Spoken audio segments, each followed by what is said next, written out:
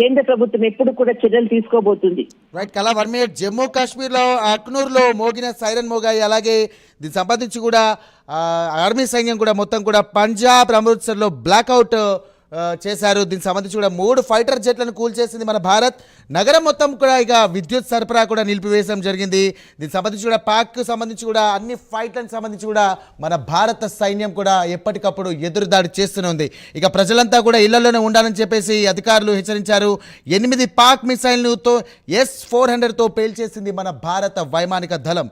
ఇది నిజంగా గొప్ప విషయం అని చెప్పుకోవచ్చు. ఎదురుదాడి దిగుతూ కూడా ఎప్పటికప్పుడు అలర్ట్గా ఉంటూ కూడా పాకిస్తాన్కి ముచ్చెమటలు పట్టిస్తున్నాయని చెప్పేసి అనుకోవచ్చు. అయితే కళ మీరు అన్నట్టుగా ఇంతవరకు కూడా కాశ్మీర్ అనేది ఒక పర్యాటక కేంద్రంగా మనం చెప్పుకోవచ్చు. కానీ నిజం చెప్పాలంటే ఒక సామాన్య పౌరుడికైతే కాశ్మీర్ వెళ్ళాలంటే ఒక కోరిక.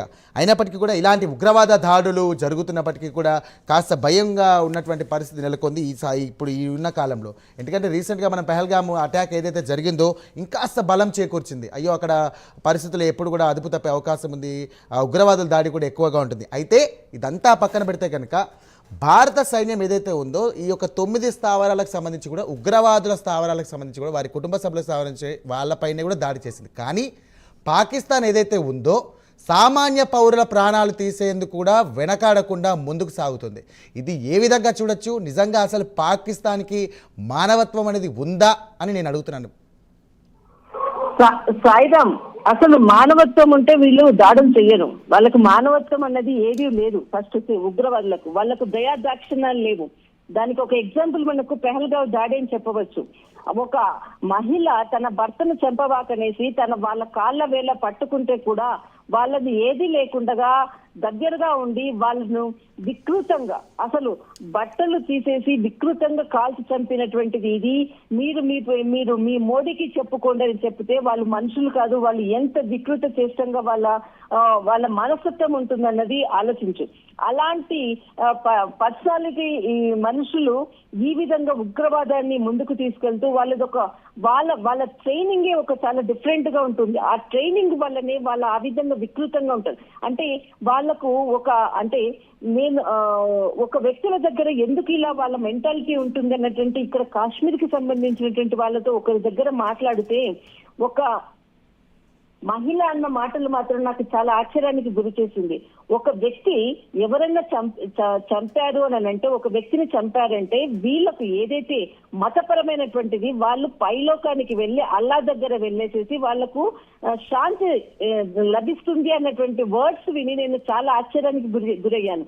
అలాంటి క్రూయల్ మెంటాలిటీ తోటి వాళ్ళకి ట్రైనింగ్స్ ఇచ్చేసేసి వాళ్ళని పురికొలిపి ఉగ్రవాదులుగా రూపుమార్చి అసలు వీళ్ళకు ఒక ప్రత్యేకమైనటువంటి ఇన్స్టిట్యూట్ లో ఉండి పాకిస్తాన్ లో POKలో ఇలాంటి వాళ్లకు ట్రైనింగ్లు ఇచ్చేటటువంటి సంస్థలు అసలు ఇలాంటి పెంచి పోషిస్తున్నటువంటి ఉగ్రవాద సంస్థలను పెంచి పోషిస్తున్నటువంటిది పాకిస్తాన్. ఒక కసబ్ ని తీసుకోవచ్చు, ఒక హెడ్లీని తీసుకోవచ్చు, వీళ్ళందరికీ కూడా ట్రైనింగ్.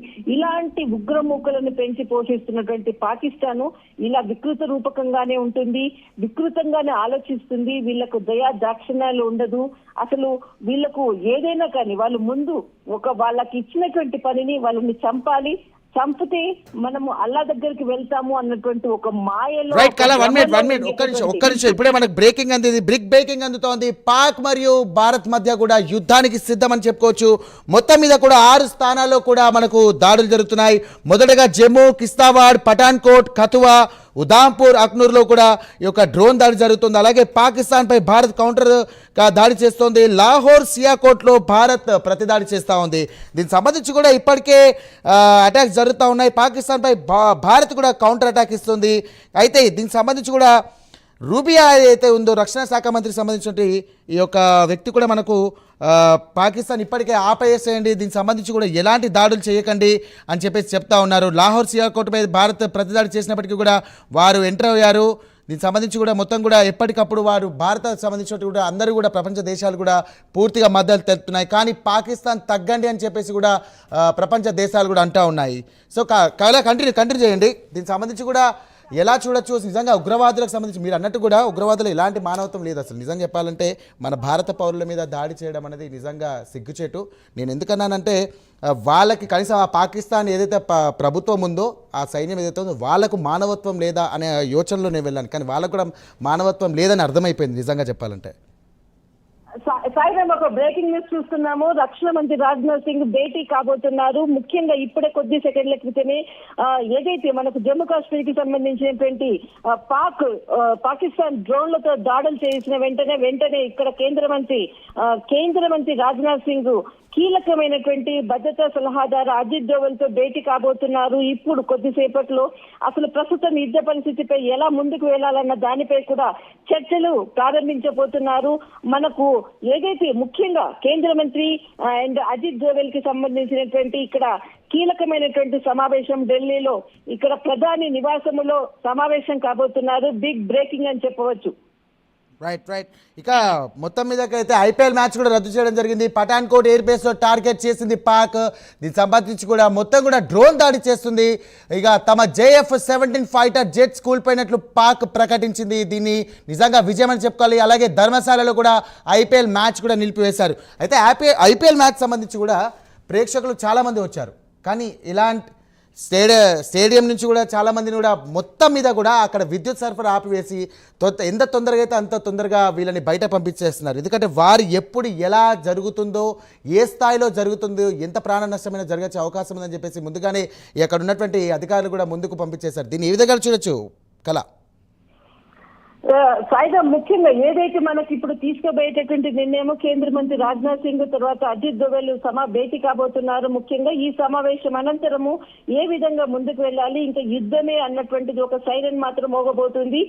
ఇంతకు ముందు అంటే నిన్న ఏదైతే మనకు ఆపరేషన్ సింధూర్ తోటి కొంతవరకు ఒక 24 గంటలు సైలెంట్ గా ఉన్నా, ఈ రోజు ఉదయం నుంచి పెచ్చిరిల్లిపోతూ దాదాపు పాకిస్తాన్ తన ఉగ్ర రూపాన్ని చూపించే ప్రయత్నాలు చేసింది. కానీ ఇక్కడ భారత్ తిప్పి కొట్టింది, మరి చెతికిలబడింది. పాకిస్తాన్ మళ్ళా ఏదో ఒకటి పుంజుకోవడానికి ప్రయత్నిస్తుంటుంది. కాబట్టి దీనికి అడ్డుకట్ట వేసే విధంగా ఖచ్చితంగా కేంద్ర ప్రభుత్వము కీలకమైనటువంటి సమావేశం నిర్వహించబోతుంది. ఇక్కడ కేంద్ర మంత్రి రాజ్నాథ్ సింగ్ తర్వాత మనకి ఇక్కడ ఏదైతే అజిత్ దోవల్ తర్వాత మరికొంతమంది ఈ సైనిక పరమైనటువంటి అధికారులతో సమావేశం కాబోతున్నారు. ఇక్కడ ఏదైతే జమ్మూ కానీ తర్వాత కశ్మీర్ కానీ సాంబా కానీ కెరాన్, కండ్లర్, కర్నా, అఖ్నూర్, ఆరిస్పురా సెక్టర్, అర్నియా ఈ ప్రాంతాల్లో ఎక్కడైతే దాడులు చేశారో ప్రస్తుత పరిస్థితులను అక్కడ నివేదికలను తెప్పించుకొని అక్కడ ఉన్నటువంటి పరిస్థితులను ఎప్పటికప్పుడు కూడా కంట్రోల్ ఇక్కడ ఢిల్లీ కేంద్రంగా ఏదైతే ఆర్మీకి సంబంధించిన దాంట్లో మొత్తం కంట్రోలింగ్ పవర్ ఆల్రెడీ దాదాపు 3వ తేదీనే మొత్తం అంతా కూడా సెట్టింగ్ చేయడం జరిగింది. దాని ప్రకారంగానే ప్రస్తుత పరిస్థితులపై పూర్తి నివేదికలతో ఇప్పుడు అత్యవసర సమావేశం కాబోతున్నారు. సాయిరామ్, రైట్. యాక్చువల్లీ కళ భారత్ భూభాగంలో ఉన్నటువంటి జమ్మూ కాశ్మీర్లో ఉన్నటువంటి ఎయిర్పోర్ట్లో ఎందుకు దాడి చేయాలని అనుకుంది అసలు నిజం చెప్పాలంటే పాకిస్తాన్? సాయిరామ్, ఎప్పుడైనా కానీ జమ్మూ కాశ్మీర్ అనేది ఒక హైలైటింగ్ ప్లేస్. కాబట్టి జమ్మూ అంటే మనకి సెంటర్ ఆఫ్ అట్రాక్షన్. జమ్మూ కానీ కాశ్మీర్ ఎయిర్పోర్ట్ కానీ ఇవి చాలా సెంటర్ ఆఫ్ అట్రాక్షన్ ఉన్నటువంటి ప్లేసెస్. జమ్మూలో మనకి వైష్ణవి టెంపుల్ చాలా ఫేమస్, తర్వాత జమ్మూ ఎయిర్పోర్ట్ ఫేమస్, తర్వాత మనకి కట్టార్. ఈ 3 ప్రాంతాల్లో చాలా హిస్టారికల్ ప్లేసెస్ జమ్మూలో.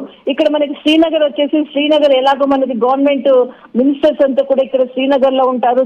శ్రీనగర్ ఇక్కడ ఒకటి దగ్గర, తర్వాత శ్రీనగర్ కి మనకి నియంత్రణ రేఖకు దగ్గరగా ఉండేటటువంటి ప్లేసెస్ ఉరి, తర్వాత మనకు ఇక్కడ కుప్పారా, తర్వాత ఈ ప్లేసెస్ అంతా కూడా ఇక్కడ ఉంటుంది.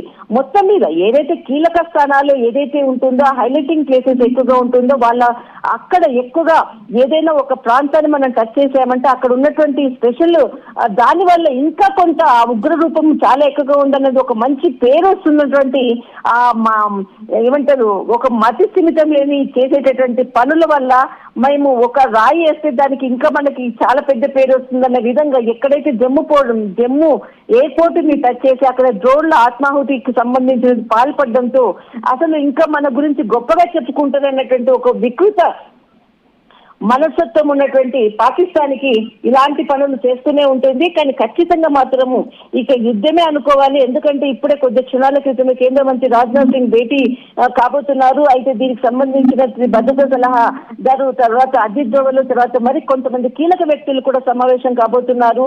ఖచ్చితంగా ఇప్పుడు జరిగినటువంటి ఏ ప్రాంతంలో జరిగినటువంటి ఆ ప్రాంతపు సంబంధించినటువంటి సమాచారాన్ని కూడా పూర్తి సమాచారం రాబడుతున్నారు. కానీ ఎక్కడ ఏ ప్రాంతంలో జరిగినా తిప్పి కొట్టి భారత సైన్యం అంతా కూడా పాకిస్తాన్ సంబంధించిన డ్రోన్లను అన్నిటిని కూడా, మిసైల్స్ అన్నిటిని కూడా, మొత్తం అంతటిని కూడా వాటిని భూస్థాపితం చేసినటువంటి పరిస్థితుల సమాచారం మాత్రం వస్తుంది. సాయిరామ్, రైట్ కళ, ఇప్పటి వరకు జరిగినటువంటి యొక్క దాడుల అంశంలో ఇప్పటి వరకు ఎలాంటి ప్రాణ నష్టం జరగలేదని చెప్పేసి ఆర్మీ సైన్యం ప్రకటించింది. దీన్ని ఏ విధంగా చూడొచ్చు? ఎందుకంటే ఒక ఉదయం చూసుకున్నట్టయితే మనకు పాకిస్తాన్ ఏదైతే ఉందో దాడి చేసినప్పుడు దాదాపు మన పౌరులు 8 మంది వరకు, 8 నుండి 10 మంది వరకు చనిపోయారు. అందులో చిన్నపిల్లలు కూడా ఉన్నారు. కానీ మనం దాడి చేస్తే కనుక అక్కడ ఎలాంటి ప్రాణ నష్టం అయితే జరగలేదు. దీన్ని ఏ విధంగా చూడొచ్చు? సాయిధం, ఇప్పుడే కదా మనకు జరిగింది. ఖచ్చితంగా అంటే ప్రాణ నష్టం జరగలేదనేసి మనము అందుతున్నటువంటిది అది మనం అదే కోరుకోవాలి ఎప్పుడు కూడా. ఎందుకంటే మన వాళ్ళు ఎక్కడా కూడా వాళ్ళకి ఎటువంటి అపాయం కలగకుండా శత్రువులను నాశనం చేసేసి మనము వెనక్కి వచ్చేటువంటి విధంగానే మనం ఎప్పుడు ఉండాలి. ఎవరికి కూడా ప్రాణ నష్టం జరగలేదు అన్నటువంటి సమాచారం చాలా సంతోషకరం. కానీ ఇంకా మనం కొంతసేపు వెయిట్ చేయాలి.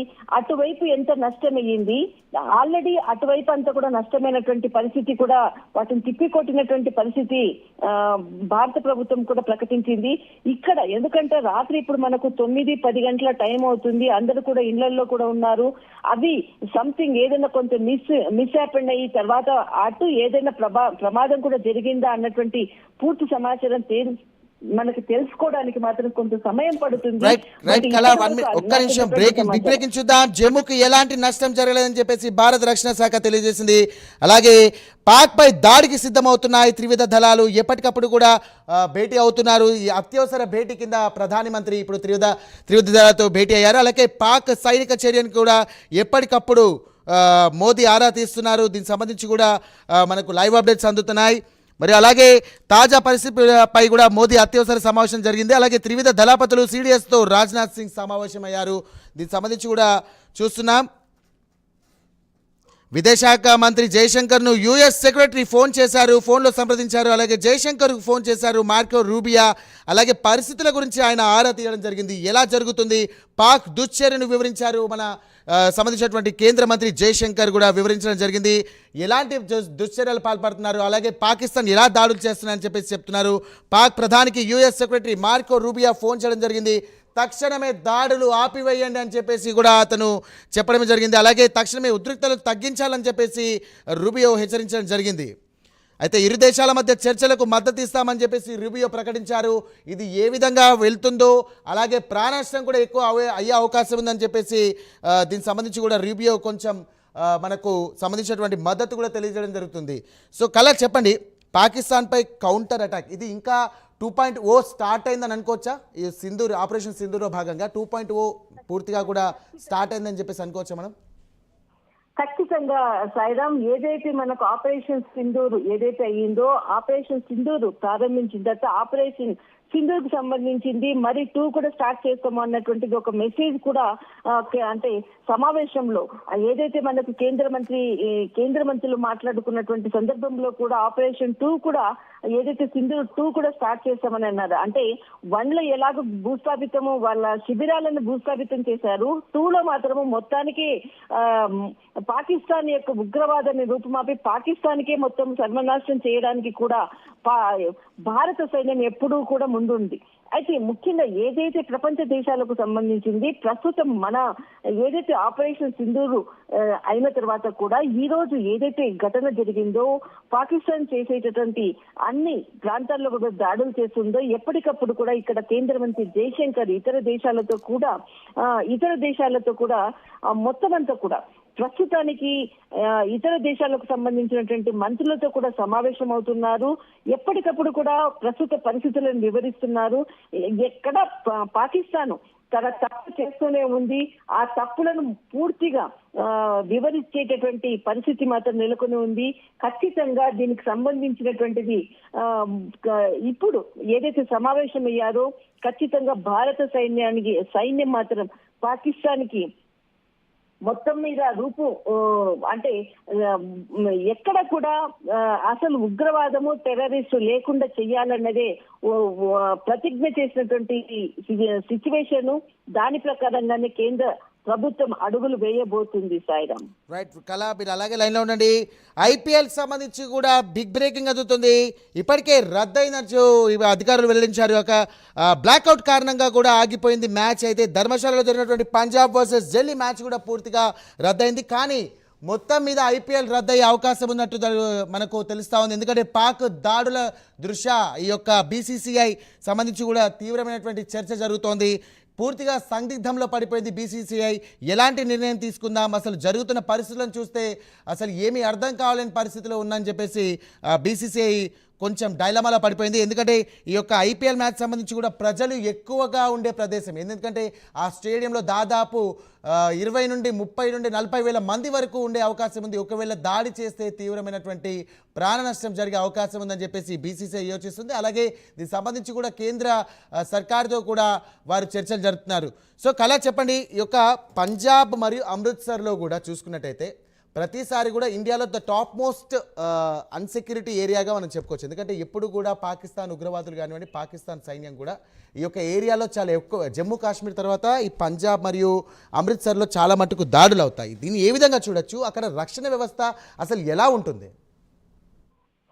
ఖచ్చితంగా సాయిరామ్, ఏదైతే మనకు అమృత్సర్ తర్వాత ఇక్కడంతా కూడా సిక్ ఏదైతే మనకు సామాజిక వర్గానికి సంబంధించినటువంటి చాలా పవర్ఫుల్ అయినటువంటి వాళ్ళకు భారత మీద దేశభక్తి మీద ఎక్కువగా ఉండేటటువంటి ప్రాంతము ఎక్కువగా మనకు ఈ సిక్ సామాజిక వర్గానికి ఎక్కువగా కనపడుతుంది. అంతేకాకుండా సైనిక రంగంలో మనకు ఎక్కువగా కూడా సిక్కులకు సంబంధించినటువంటి వాళ్ళు దాదాపు మనకు 60% మంది సిక్ వాళ్ళు మాత్రమే ఎక్కువగా ఉంటారు. అసలు ఈ అమృత్సర్ అన్నది కూడా చాలా కీలకము. అంతేకాకుండా ఇక్కడ ఏదైతే గోల్డెన్ టెంపుల్ తర్వాత ఈ పరిసర ప్రాంతాలంతా కూడా చాలా దేశంలోనే చాలా ముఖ్యమైనటువంటిది. అంటే ఒక ప్రాంతాన్ని ఎంచుకుంటే అక్కడ ఏదైతే సిక్కులకు సంబంధించింది ఒక యూనిటీగా ఉంటారు. ఒక ప్రాంతాన్ని ఏదైనా టచ్ చేసామంటే సిక్కులందరూ కూడా అంటే ఎదుటి వారిని కూడా ఒక యూనిటీగా శత్రువుని ఎదుర్కోవడానికి కూడా ముందుకు వచ్చేటటువంటి కమ్యూనిటీ. అలాంటి సందర్భము ఇక్కడ అమృత్సర్ అన్నది కూడా ఒక హిస్టారికల్ ప్లేస్. ఆ ప్లేసెస్ ని ఎంచుకోవడానికి కూడా ఇంతకు ముందు నేను చెప్పినట్లు ఎప్పుడు కూడా ఒక హైలైటింగ్ ప్లేసెస్ ని వాళ్ళు సెలెక్ట్ చేసుకుంటారు, ఒక సిటీస్ ని సెలెక్ట్ చేసుకుంటారు, ఒక టెంపుల్స్ ని. అంటే ముఖ్యంగా ఒక టెంపుల్ కానీ ఒక సిటీ హైలైటింగ్ కానీ వీటిపైననే ఎక్కువగా కాన్సన్ట్రేట్ చేస్తారు. అంతేకాకుండా మనకి ముంబై దాడులు జరిగింది కదా, తాజ్ మహల్ హోటల్. ఆ తాజ్ మహల్ హోటల్ కూడా చాలా ఫేమస్. అంటే ఇలాంటి ఫేమస్ ఉన్నటువంటి ప్లేసెస్ నే టార్గెట్ గా చేసుకుని పాకిస్తాన్ దాడులు చేస్తూ ఉంది. సాయిరామ్. రైట్, బిగ్ బ్రేకింగ్ చూస్తున్నాం. మరొక బ్రేకింగ్ చూస్తున్నాం. ప్రజలు ఏర్పాట్లు చేసుకోవాలి. పాక్ సరిహద్దు రాష్ట్రాల్లో కూడా కేంద్రం హైలైట్ ప్రకటించింది. జమ్మూ కాశ్మీర్, రాజస్థాన్, పంజాబ్, హర్యానా రాష్ట్రాల్లో కూడా ప్రభుత్వాలు అప్రమత్తమయ్యాయి. అధికారులకు సెలవులు రద్దు చేశాయి, విద్యా సంస్థలకు సెలవులు ప్రకటించాయి, అత్యవసర ఏర్పాట్లు చేసుకోవాలని ప్రజలకు సూచించారు. థ్యాంక్ యూ కళా, మీకోసం మిమ్మల్ని మళ్ళీ సంప్రదిస్తాం. ప్రస్తుతం అయితే మీరు అలాగే లైన్లో ఉండండి, మీకు మళ్ళీ సంప్రదిస్తాం మరిన్ని అప్డేట్స్ కోసం. రైట్, బ్రేకింగ్ కంటిన్యూ చేసుకునేది. మరోవైపు సరిహద్దు రాష్ట్రాలతో కూడా సీఎంలతో కూడా ప్రధాని